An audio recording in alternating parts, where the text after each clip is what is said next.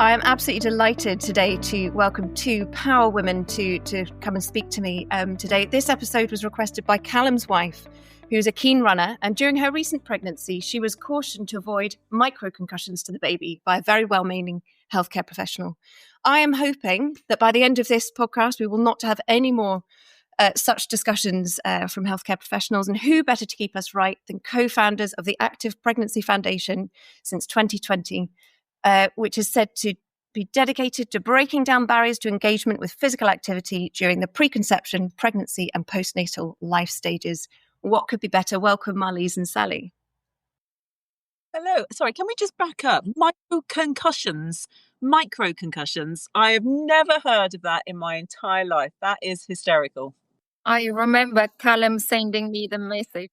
Yeah. Sorry, I was going to say Callum sent me the message on LinkedIn, and I, at the time, didn't know if I should laugh or cry.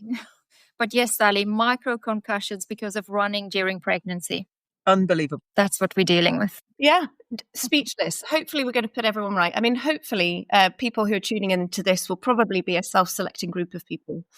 But I thought this was the perfect combination of both the information and the inspiration. And I am looking forward to hearing more about you. Let's start with you, Marlize. People may not have come across you before. Could you give us your elevator pitch? What is it that you do? What has been your journey to the Active Pregnancy Foundation? I think it's more a question of what don't I do? Sally and I have recently come across a brilliant quote in that we are cockapoos.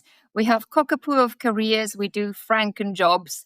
So a little bit of everything, but professional background as a clinical exercise specialist. So a qualified biokineticist from South Africa, relocated to the UK pregnant at the time.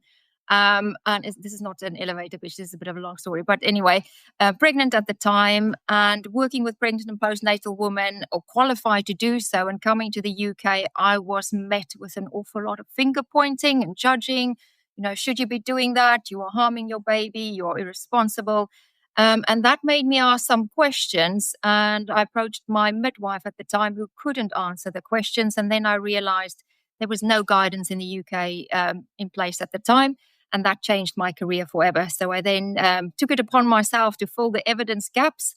I did a master's and a PhD in this space. And then through a mutual friend, met Sally.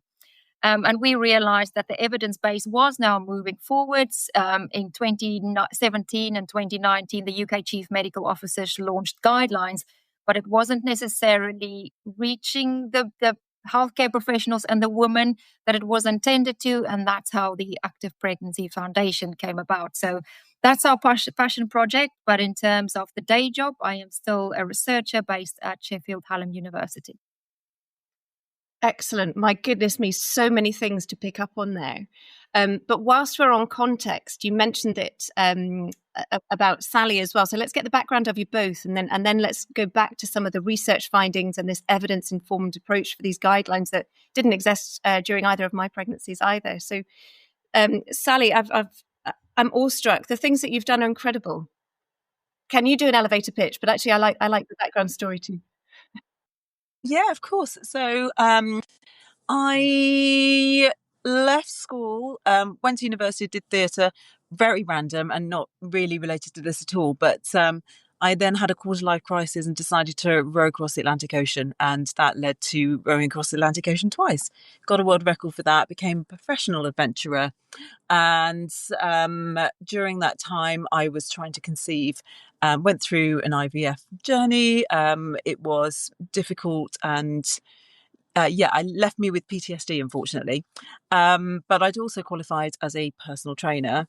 And at the time, I hadn't got a pre and postnatal qualification because I didn't think it was relevant to me. And of course, it wouldn't have been because I couldn't get pregnant. We look at many pre and postnatal qualified instructors, and they're mostly women who have had children. So went on to have a baby. She's now 8, which is fabulous and fantastic. And during the kind of process of IVF and then into my pregnancy, I was actually very worried and scared about being active, just in case I, lost her. And I think many women have similar fears. And I was lucky enough to be able to afford to get a pre and postnatal instructor to support me. And I kind of could sense that many women weren't able to do that. So it was a real privilege. And I needed something to focus my energies and passions into. And of course, when I met Marlize, and there was a small team of women, we got together and the APF was conceived and born. And since then, it's been definitely a passion project, and one that has really enabled me to kind of push into that space of supporting women with their mental and their physical health. So it's been a journey. That is so powerful, actually, listening to what you said there about the struggles and the importance of physical activity that is safe, accessible, and the goal is not fitness and how you look, it's how you feel and how you are. And I think that is so important for women. And I in my day job as a GP come across so many women struggling with their fertility. And the stress that causes, and the problem with stress is obviously that you're then mounting this, and you'll keep me right on the evidence behind this, Marlize, mounting a sort of stress response with all the stress hormones that just take away from your fertility hormone profile in a very simplistic way. And how on earth do you break out of that cycle? And for me, physical activity has always been my stress relief. It's not physical activity for exercise sake. It's movement for feeling better, to keep it very simple. But you're right, women are frightened, aren't they? I was frightened. I remember my first pregnancy, I was petrified of miscarriage. And sort of, I remember this wanting to wrap myself up in a cotton wool ball. Marlize, what does the evidence say about women's perceptions of physical activity around the preconceptual and pregnancy period? Actually noticed a bit of a change recently. I think when we first started out, it was one of fear and uncertainty, and that sort of women had this sort of onus of responsibility on them to see through the pregnancy successfully, and that was the sort of perception. But of late, I've seen a change, or a perceived change, in that women want to feel good.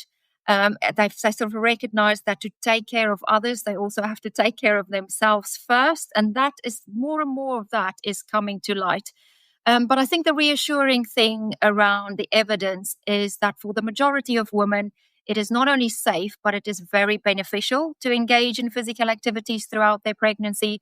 We have seen good evidence supporting reduced risks in developing gestational diabetes, hypertensive disorders, affect mental health, positive effects on mental health as well. So this has really supported the messaging that we can currently support women with. And I actually just wanted to pick up on the fertility comment as well. I have a PhD student currently, or she's submitting in a few days actually, who's done some excellent work in this space. And the reality is, when it comes to fertility treatment, there's mixed messages around the intensity and level of activity and how that can possibly impact a pregnancy. So healthcare professionals are reluctant to provide that advice during fertility treatment. But what we have picked up on is that physical activity is a really helpful means to manage cortisol levels, and with reduced stress, the chances of getting pregnant actually increases. So it's around the right messaging for the right person at the right time. And I think that is where the magic happens, is if you can get that conversation timing right and the messaging, then it has a positive effect on behavior. However, if the advice is not provided, it's quite often perceived as not being important or even being harmful, and then women can refrain or stop from activity. So I think we have the evidence, and we've moved on from asking, is it safe? We've now come to a stage where we are asking, how can we best support women in this behavior? And I think that's a massive part of it, isn't it? Is that practical application. Sally, how do you find that, or how have you tried to help scale up your experience there? Because you mentioned I was lucky, I was able to get somebody to give me one-to-one advice. What is it that the Active Pregnancy Foundation has been able to do to bring that to more women? Yeah, it's an interesting question because that is pretty much our reason for being. It's very nice all sitting in a room together and going, isn't this important? But actually, if it's not reaching the women we're serving, then it's a bit pointless, really. So we have the This Mum Moves Ambassador training program, which is our means, I suppose, of kind of getting the message out to as many of those people who women meet along the way. So it is tailored for fitness and healthcare professionals and allied professionals, and it enables them to come and sit with us for 4 hours, gain some CPDs as well, which is really good for those who need them, and kind of tune in to exactly the key messages and the evidence base that they can and probably should be sharing with the women that they work with. So they're one of our key audiences. But in terms of women themselves, we're having to access them through social media. I think that's where many women are looking for their advice. And I think Marlize and I are both kind of very passionate to sort of support the idea that they need to be getting it from the right people instead of just influencers who happen to have had a baby and suddenly think, oh, I can talk about this now, right? So it's a slow build though, social media, and we're taking it one step at a time, but fingers crossed with more professionals talking about it and actually having those conversations in the consultation room. Hopefully they will come across us online. But if you are listening to this and you want to come across us online, look for Active Pregnancy Foundation. You'll find us across socials. So please do that, and then point women towards us. And we have some incredible free to download guides as well, which are mum facing, women facing, called the Find Your Active guides, and they cover off lots of the activities that are most popular with women. So everything from aquanatal to yoga and all the bits in between. And we're looking to review those in the not too distant future and add more to that catalogue of guides. So yeah, it's a complex beast, but a friend of mine said, when eating elephants small chunks at a time. I absolutely love those guides that you just mentioned there. The Find Your Active, and it says on your website, no pregnancy is the same, but there is an activity for everyone. I think you've got a really good range of guides there, and they are packed full of information, evidence-informed information as well, do's and don'ts, and really practical guides that GPs can signpost people to, midwives can signpost people to. Are there hard copies available? Old-fashioned, but... Well, no, you know what, there aren't, but because they're downloadable, anybody can print them off. I think we're almost in a culture now where we don't tend to have the hard copies anymore. And one thing I didn't mention actually, which I think is quite important, is we have 2 video graphics which kind of talk through in women facing language the CMO guidelines to pregnancy and postnatal, and they are available to those who have maybe access to a screen in a consultation room or in a waiting room.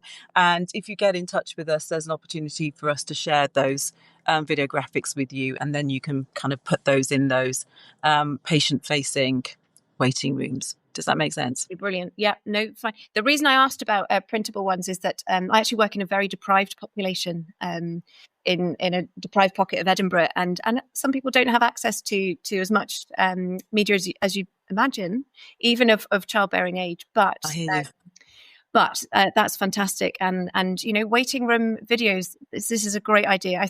People are stuck in waiting rooms, unfortunately, for longer than we'd often like. But what a great use of that potential time. You alluded there to the guidelines, Marlize. I know you had quite a lot of input into those guidelines. Could you, for people who maybe haven't come across them before, what do primary care colleagues need to know? What do midwives need to know? So it was only in 2017 then that the chief medical officers released the first set of being active during your pregnancy guidelines. And they presented them in the form of an infographic with the key messages. And it was then in 2019 that I was fortunate enough to be part of an expert working group who produced the postnatal version. Now, both of these sets of guidelines, I think it's important to recognize that they were never intended to be public-facing. They were always meant to act as cheat sheets, really, for professionals to have a conversation around the key messages within those infographics. But what I've seen is, these are quite often printed off, or it's a poster somewhere in a waiting room, but it's actually really important that we have the conversations around those key messages. So, for example, if you were to pick up these infographics, the first key message you would see is that it's important to accumulate 150 minutes of moderate intensity activity throughout the week, and also engage in strength training activities on 2 days of the week. However, what the infographic doesn't say is that these guidelines apply to healthy women with uncomplicated pregnancies. So if these just are handed out to women, and they could absolutely interpret those things in the wrong way.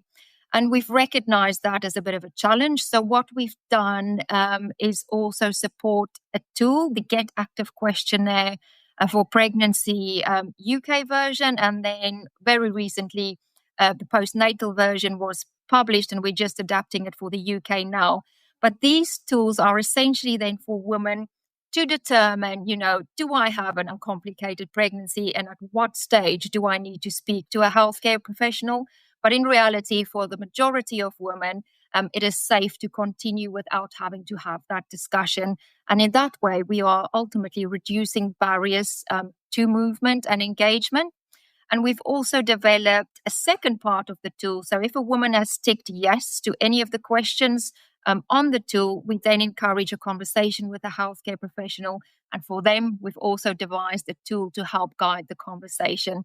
So for us, it's very much around recognizing the barriers, not just in terms of uptake, but also in terms of professionals engaging and having meaningful conversations, and then producing tools and solutions to help address those barriers.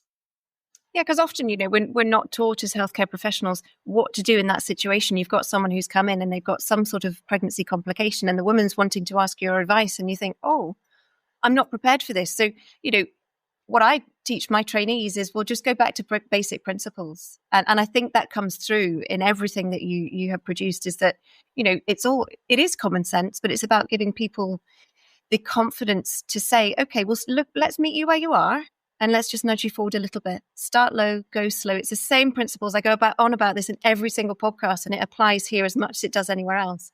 Find where you are and move a little bit, then move a little bit more, and a little bit more again. It's one change, then another. And, in your language, it's slightly different, but I see it coming through on the website. Any other advice that you would give to midwives or to GPs who maybe feel uncomfortable with someone that's slightly more complex? I would also say that, for example, with the This Mum Moves Ambassador program, we are not there to create experts in the space. This Mum Moves is a little bit of a leveler, because what we have found is that women have told us that they would go to their GP or their midwife to say, I am an active woman, I want to keep running. And that professional would quite often say, well, check with your coach or speak to your personal trainer or pre and postnatal instructor. They would do that, and that person would then say, well, you need to be signed off or cleared by your midwife or GP first. So it creates a bit of a grey area. And what women then perceive the safest thing to be is to stop and do nothing. And that is ultimately where we lose women to the physical activity journey, because it's really hard to pick up that behavior once you have a child, and all sorts of additional life complications then makes it really hard. So my advice to professionals would be, is you are not expected to be an expert. But we can provide you with resources for signposting. And what we'd ultimately like is, if you feel it's outside of scope, or you are perhaps asked about a specific activity and you don't have the answer, is to provide reassuring messages and signpost in the right direction. And that's sort of where ambassadors and the Active Pregnancy Foundation can play a big role. Can I add in here? There'll be many women the women that we are supporting are on a continuum. You have those who are incredibly active, who are maybe even an athlete, and then you have women who are not active in their mind, not active at all. And I think it's not being frightened to have a conversation with those women who may not be asking those questions. They may not be asking about activity because they don't see it as a space in which they already exist. So, and I know that can be a place of discomfort for many professionals. So you use that lovely language around, meeting women where they're at. And that is exactly it. It is, who is sat in front of you and what is it that they need and how can you support them in the best way, which I'm sure you are already doing. And that may be for someone who has a perception of not being in that active space and activity is not for them, is actually opening up that conversation, which isn't around weight loss, for example, right? Or weight management. And I think many women feel very nervous about that. But also for those who are very active already, what kind of conversations are needed for them who, where you're maybe having a conversation about, let's, bring it down a little bit. Let's kind of adapt as you become bigger and your pregnancy kind of progresses, but also returning to activity maybe a little slower than you probably would like to already, so it is very much seeing the person sat in front of you and not being fearful of opening up that conversation. It's so true. Balance. If I might add to that as well, I think what Sally has said there, I think the language of movement is quite important. And something we've picked up really early on when we co-produced the This Mum Moves program is that the word exercise in itself is a barrier for women, particularly for the 75% who do not meet the recommended guidelines. So it's about opening conversations quite wide. We often use the example, and I'm just looking out the window today and it's quite bright and sunny. And it's like, well, how did you get here today? It's a lovely day for a walk, isn't it? And that, that just starts off a conversation around movement.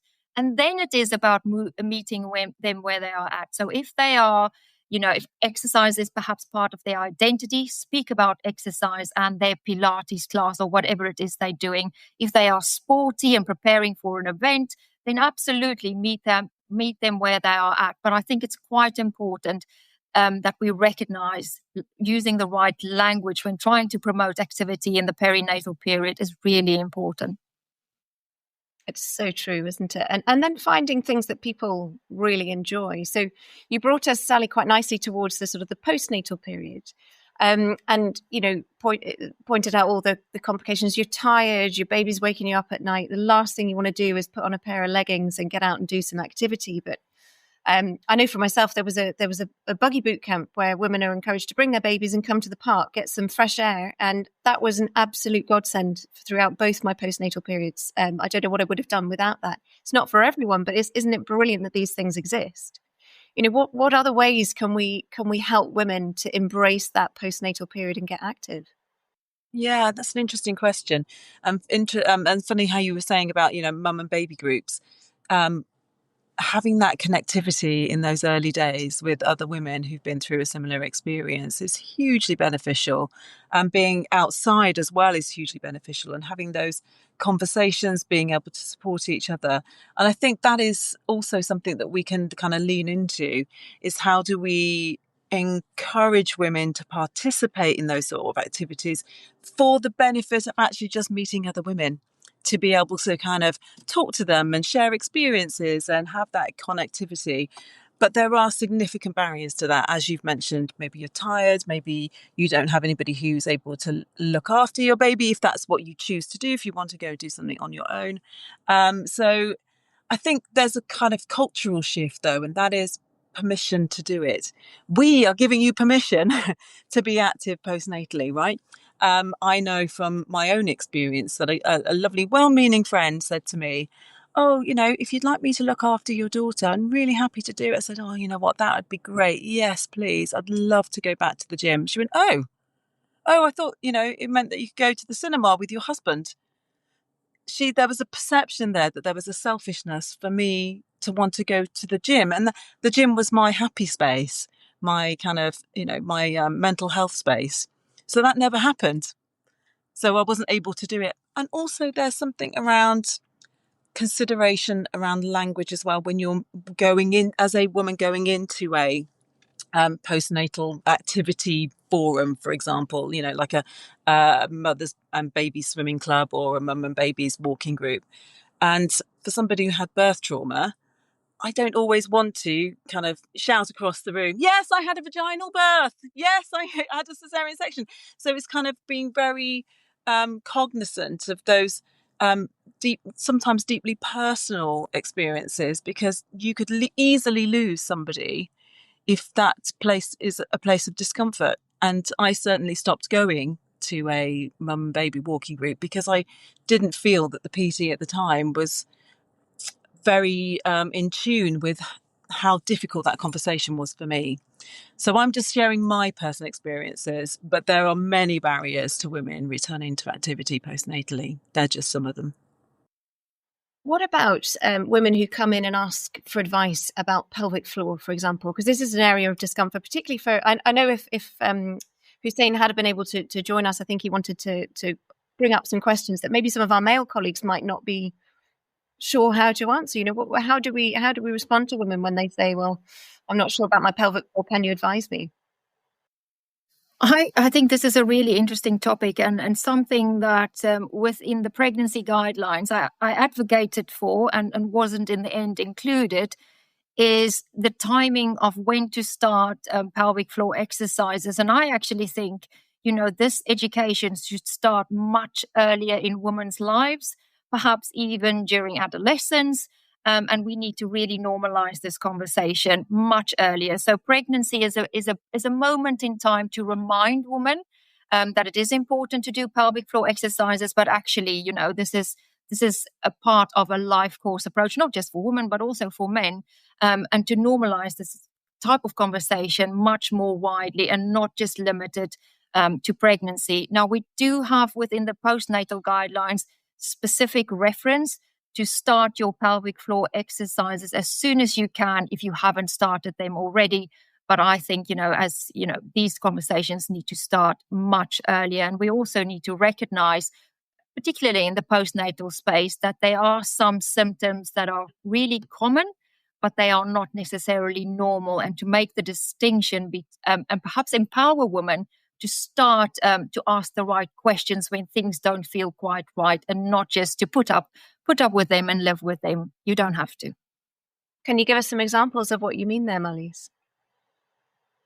Urinary incontinence, for example, you don't have to suffer with that. Speak up, ask for help, ask for a referral. I think pelvic health physiotherapy is becoming something that we really need to start paying attention to. There are great physiotherapists out there that offer specific services. And if you are a healthcare professional working in this space, I would strongly advise you to be familiar with your referral networks.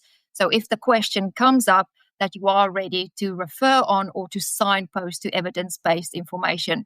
I know, for example, the POGP do excellent work in terms of their professional and patient-facing resources. So signpost to the website. I think there's some excellent things out there, but we are perhaps afraid to start the conversation. And I think that's the first barrier we need to get over. Brilliant. The other problem area I think some primary care colleagues struggle with is women who've really suffered with symphysis pubis disorder, and the problems that brings, with relaxing around and everything's shifting, ready for having baby, and then the postnatal period. Any advice on that, Marlize? Oh, absolutely refer. There are professionals who are trained to support women during these times. So, there's no need for women to suffer in silence or, to feel that they are not being listened to. Please refer, not just to professionals, but also to really helpful resources and with evidence-based trusted resources that exist. Can I jump in? And it's not, this is not my professional area, but I think again it's around talking to the woman who sat in front of you, because as somebody who had gone through IVF and PTSD and all those kind of that very difficult journey, when asked the question directly, maybe in a consultation, I would probably have been quite nervous to answer it, because by the time I'd had my daughter, I didn't want to be touched anymore. I didn't want to be in the medical space anymore. So how do we have those kind of soft opening conversations so that women feel comfortable with the person in front of them that they trust, and it's delicately kind of couched around, are you having difficulties with, urine incontinence? Are you still in pain? Is there still anything going on? Is there anything that you want to bring up that you feel maybe you're not, you're feeling a bit nervous about? And having those gentler conversations to be able to bring that out. And I know in my 6 to 8 week checkup, it was all about baby. It was all about baby. And I probably at that point could have sought more medical support for the experiences I was having in my body, but the conversation wasn't had. So I think we're missing out on supporting these women. Sorry, I was just going to say, Sally just mentioned the 6 to 8 week postnatal check there. I have a fabulous student, Dr. Joe Morwood, who's doing he's the study in that space. And I think, we have recently seen some evidence or some guidance around what good looks like at the 6 to 8 week postnatal check. And what is reassuring is that, women's health and checking in on the mum herself is now starting to become more prominent in those conversations. And Sally is right. This wasn't really a priority a few years ago. But I think there perhaps in terms of the postnatal phase, there is another appointment that is missing. And I've quite often felt that there should be perhaps another touch point. And I'm not entirely sure which professional would be best placed to have this conversation or how we make it work within the pathway. But perhaps a woman's health check postnatally, or a return to work check, or some additional touch point where a woman can raise concerns or have a conversation. I sometimes feel, and I think Joe has also found, that the 6 to 8 week postnatal check is quite a lot to discuss. And for many women, it might be too early to discuss some of the challenges that might still come up in their postnatal journey. So I think, yes, there are some good things in place. Having the check in itself is good, but we need to take better care of women as a whole. And that might mean rethinking what the postnatal journey looks like in the context of women's long-term health. And I don't know if the system, because I'm based in Scotland, I don't know if the system's different up here, but we certainly have a 6-week check for baby. And certainly in our practice, we have a separate 6-week check for mum that is hers and hers alone. It doesn't happen down south.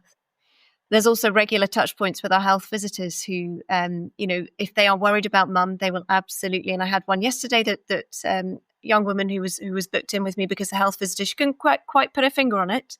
But she was worried, and she just booked her in with me, and we've started a conversation to be followed up. So I would hope that it's more like that up and down the country, but it sounds like it isn't. No, I think that's the real challenge, that it is very inconsistent across the country. And what even in terms of physiotherapy referral, in some places you can self-refer, in some places you need a refer from a healthcare professional, and in some places you do have access to private service. But I think there isn't much consistency, in terms of the UK as a whole. What I just wanted to add is that we have a really good relationship with the Institute of Health Visiting, and they are the training delivery partner of the This Mum Moves program. And what we recognize is that as part of a woman's perinatal journey, there are several stakeholders and organizations and professionals that have a role to play. And it's not just on primary care professionals or on midwives. We are all part of this bigger system, and everybody has a role to play. Someone might just plant the seed, someone might give it some water, and some might shine some light on things. But I think we need to step away from thinking that it comes down to one professional or one moment in time, but start to think more of it as a system, a whole system, and where everybody has a part to play. Ladies, you're doing the most incredible work, and you have thought of everything, I think. And we have done a whistle-stop tour. I'm very aware of the time, and I said we'd be about half an hour or thereabouts. And I know it's rapidly going on. You've been the perfect combination of the information, the background, the research, And Sally, you shining a light on your experience as well, with that plea there for people just to be gentle with women, and it's all about just asking the right questions in the right way. It's not necessarily what you say, but sometimes how you say it. So at this point in any podcast, I put people on the spot for their take-home messages. What is it that you want to leave us with? Because people remember the beginning and they remember the end, and they might listen in the middle. But this is the bit where people really sort of take home that nugget. What is your call to action for people? Who'd like to go first? I think Sally's pointing at me. I was going to say, given the audience for this podcast, my message would have been different if it was for women. But given the audience, I would say promoting physical activity is not someone else's job. It is every practitioner's responsibility. Brilliant. Sally? Mine is to remember the Active Pregnancy Foundation in your work. Refer to us, come and work with us, come and do the course. Come and do the course. The Lisma Moves Ambassador Training. Please come and sign up to that. It's excellent, and will give you all the tools you need to begin to have those gentler conversations. Absolutely fantastic. So an invitation for some brief interventions, and for those who want more to come and join the ambassadors. Out of interest, how many ambassadors do you have, and are there some in Scotland? Oh, that is a question. But it's over 300. Isn't it? I don't know. Well, no, we've trained 412 in the last year alone, but we work on a cascade model. So as I've said before, so it's about that professional then having a ripple effect within their organization and going to cascade the training onto other professionals. So we don't count those, but in terms of professionals, I think nearly 500 trained in the last year alone. That is absolutely brilliant. Well, hopefully there'll be a few more after this podcast goes out. It's been an absolute pleasure and a delight to listen to you. I've been playing bingo in my head with all the wonderful things you've said that I love to say: the ripple effect, meeting people where they are, planting a seed. You've just added to that, planting a seed, shining a light, and throwing some water on top. Brilliant. Ladies, thank you so much, and safe onward journey, especially you, Sally. Thanks, Suzy. Take care. Thank you. Take care. Bye-bye.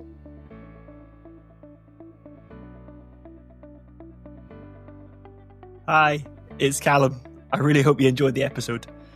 We are so grateful to the British Society of Lifestyle Medicine for their support in producing these podcasts, and we wholeheartedly share their vision of transforming healthcare and levelling health inequalities through lifestyle medicine.